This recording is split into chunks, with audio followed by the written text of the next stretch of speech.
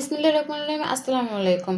এমন নর্মাল কাপড় দিয়ে আমরা কি সুন্দর মানে কিভাবে সুন্দর করে একটা ড্রেস তৈরি করব, একদম পুরো থ্রি পিস, চলেন দেখে আসি। তো আমি নর্মালি গলা যেভাবে কাটে, নর্মালি যেভাবে কামিজ কাটে আমি সেভাবে কেটে নিয়েছি। জাস্ট সালোয়ারের কাপড়টা উপরে এই মাপে আমি বসাবো, জাস্ট যতটুকু অতটুকু আমি কেটে নিয়েছি। আপনারা চাইলে স্কোয়ার, গোল, রাউন্ড যেরকম ইচ্ছা সেরকম দিতে পারেন। আমি এরকমভাবে দিয়েছি, আমার এরকমভাবে ভালো লাগছে তাই।